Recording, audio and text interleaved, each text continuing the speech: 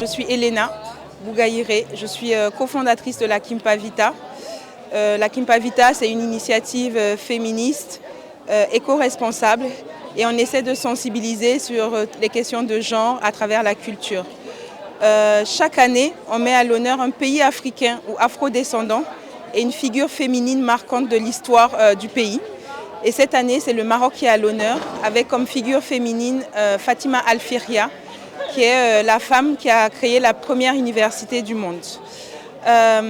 Cette année, elle est particulièrement importante parce qu'on n'avait jamais mis un pays du Nord, d'Afrique du Nord à l'honneur. Et ça nous a permis d'aborder des thématiques dans nos conférences qui nous tiennent à cœur, qui sont d'actualité, parce que le Sénégal est un pays à majorité musulmane. Donc on a pu aborder des conférences comme le féminisme islamique. Il y a aussi une thématique qui est très d'actualité, à la fois au Sénégal et au Maroc, c'est le Code de la famille. Toutes les réformes au niveau du Code de la famille. Au Maroc, c'est la Moudouana. Et ça nous a permis de pouvoir poser les questions essentielles pour pouvoir revendiquer la place des femmes à la fois dans l'islam, dans le Coran et au niveau du Code de la famille qu'on estime qu'il n'est pas égalitaire et on voudrait qu'il y ait plus d'égalité à la fois dans le Code de la famille et on voudrait qu'il y ait plus de femmes érudites qui apprennent le Coran pour pouvoir donner les bons enseignements.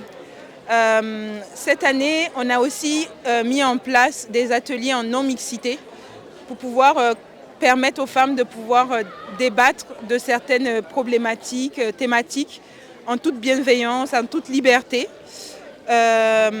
Et la dernière particularité de cette édition, c'est qu'on a formé toutes nos équipes, à la fois le staff, à la fois les bénévoles, à la fois les agents de sécurité aux violences en milieu festif, sexistes et sexuels en milieu festif. Et comme toujours, on essaie d'être éco-responsable, on a mis à disposition des fontaines, on essaie au plus possible de ne pas utiliser tout ce qui est emballage unique. Et voilà, je pense que cette édition est assez réussie, il y a eu beaucoup de monde.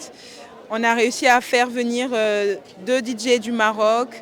On a eu des intervenantes de qualité qui ont intervenu en ligne du Maroc. Et voilà. Alors ça fait 3 années qu'on organise la Kimpa Vita. Mais au début, on faisait 2 éditions et après, ça grossit. Et c'était plus possible d'organiser 2 éditions par année.